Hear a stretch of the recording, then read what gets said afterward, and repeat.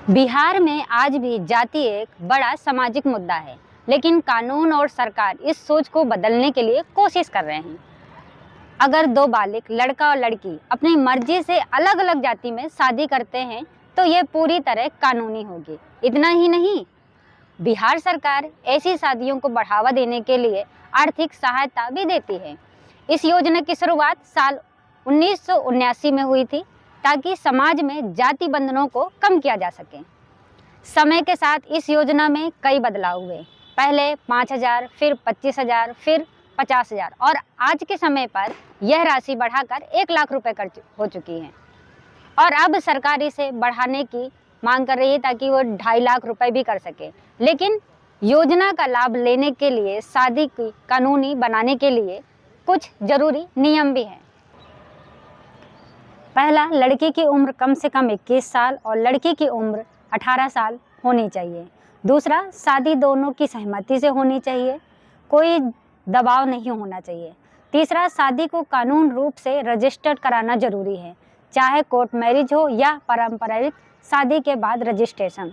चौथा, इस योजना का लाभ तभी मिलेगा जब पति या पत्नी में से एक अनुसूचित जाति SC से हो। पांचवा, यह दोनों की पहली शादी होनी चाहिए। अब सवाल यह है कि अगर इन नियमों का फॉलो नहीं किया गया तो क्या हो सकता है। अगर उम्र कम है या ज़बरदस्ती शादी कराई गई तो शादी अमान्य भी हो सकती है और कानूनी कार्रवाई भी हो सकती है। अगर शादी रजिस्ट्रेशन नहीं है तो सरकार की तरफ से मिलने वाला पैसा भी नहीं मिलता। अगर सरकार गलत जानकारी देकर के योजना का लाभ ले रहा है कोई व्यक्ति, तो सरकार पैसा वापस भी ले सकती है और उस पर केस भी कर सकती है। अब बात करते हैं पैसा कब और कैसे मिलेगा।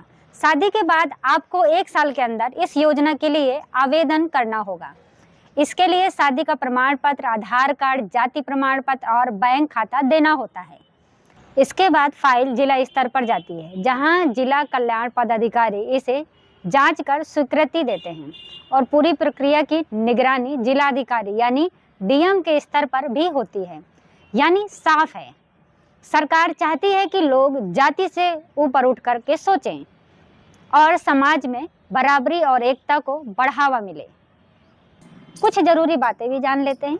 इस योजना के अधीन निम्नलिखित विवाह अंतरजातीय विवाह में नहीं माने जाते हैं।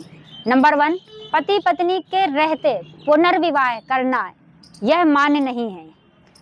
नंबर 2, विवाह विच्छेद के बाद पुनर्विवाह करना, यह मान्य नहीं। विवाह विच्छेद का मतलब है कि जैसे किसी ने शादी की और तलाक ले लिया और फिर उसके बाद में अंतरजातीय कर रहे हैं। एक जाति की उपजातियों के बीच विवाह, जैसे ब्राह्मण जाति की कन्या कुंज, शुक्ल, दीप, मैथिली, भूमिहार आदि पर उपजातियों के साथ जो विवाह होगा तो वो मान्य नहीं होगा।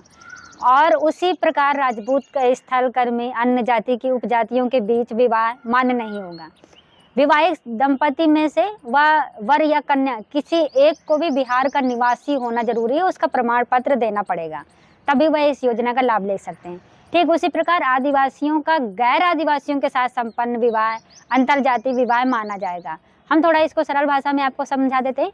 इस योजना का लाभ उन्हीं लोगों को मिलेगा, जैसे कि ठीक जो आदिवासी हैं वो चिन्हित सभी उच्च जाति वर्ग के में आते हैं। जैसे अगर भिन्न आदिवासियों के साथ वह शादी करते हैं, उच्च जाति पे नहीं आते, तो उन्हें ये लाभ मिलेगा, तो वह भी अंतरजातीय है और विवाह माना जाएगा।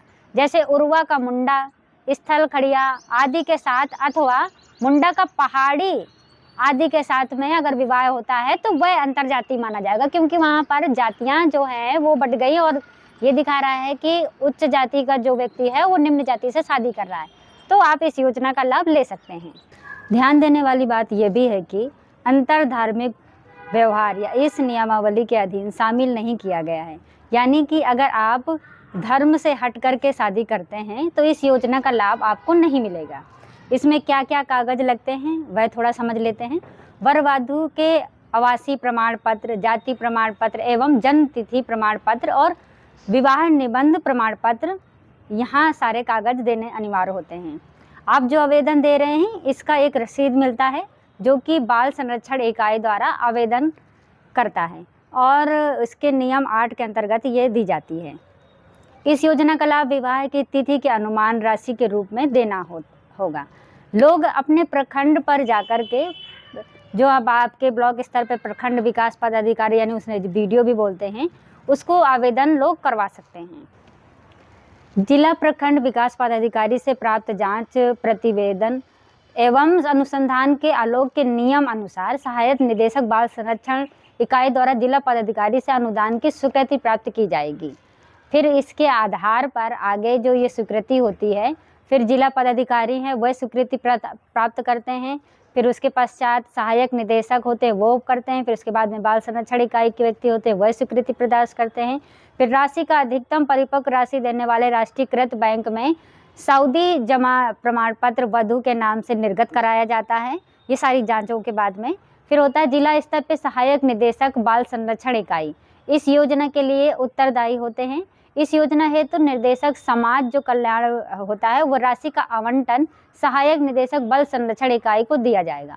इसके साथ ही निकासी एवं पदाधिकारी होते हैं, आवेदन करना, उनकी पूरी जांच करना और जांच के आधार पर जो समाज कल्याण विभाग है वह फिर अंत में निर्णय लेता है और उसका ही जो निर्णय होता है वह अंतिम माना जाता है।